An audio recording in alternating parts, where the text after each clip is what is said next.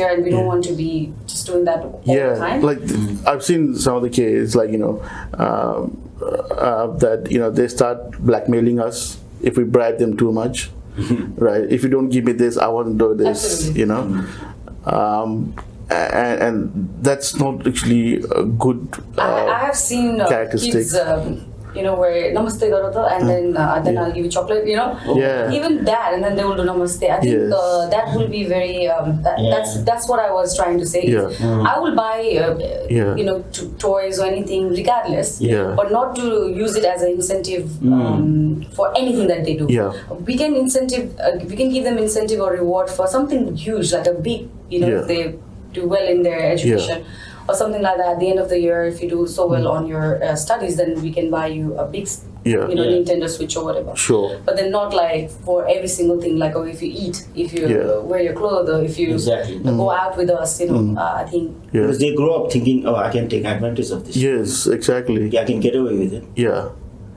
But I think in this the flip side of that is perhaps in Nepal we don't encourage them enough. We don't reward them. Yeah, exactly. Like when my son was in kindergarten, he brings a certificate, his first certificate, and the certificate said, Tavis has been awarded this certificate for sitting up straight in class. Okay. So I said, wow, you get a certificate for that. Yeah, exactly. But it's good that they get motivated, they get encouraged, that I got something.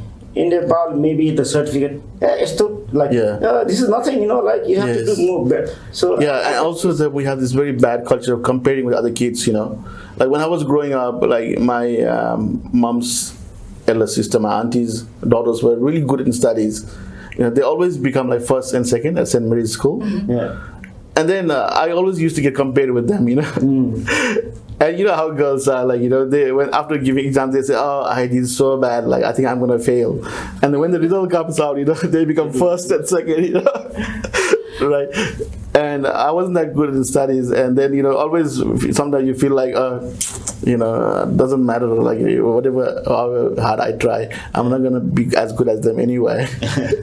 Right? I think that's one of the bad things about our culture, I guess. Too much comparison. And even if our parents, they don't do, I think the society, naturally, they do it.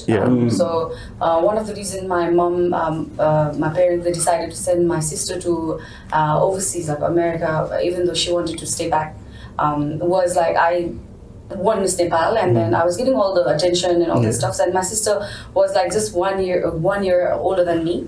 So they were worried that she will be feeling overshadowed by people would come in and so what's for her then.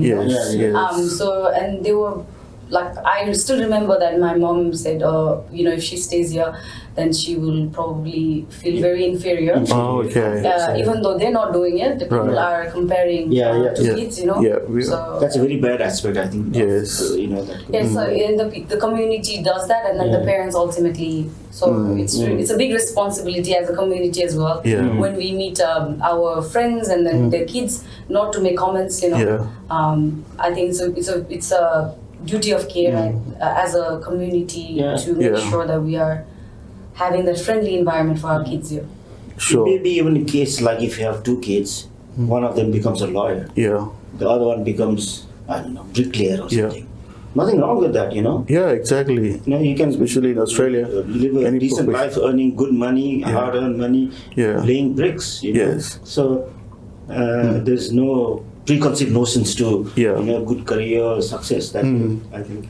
Yeah, and a lot of times, like, you're comparing apple with orange. You can't compare apple and orange. Everyone's different. Everyone's unique, right?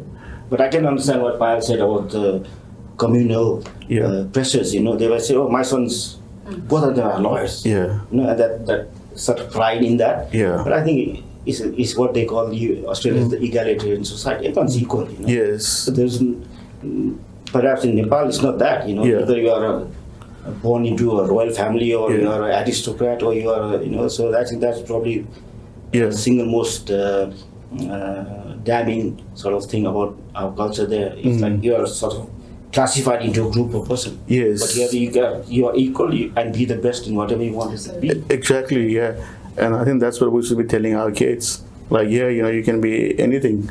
Like there's no like social class as such. And actually, the tradespeople make more money here than the professionals. I know. When I was working as an architect, there's a guy who does most of our brickwork in our display homes. And he says, "Can you just design me a house? I got a small sketch." And he brings a drawing. It's like a palace. I said, "I'm an architect. I can't even afford a house.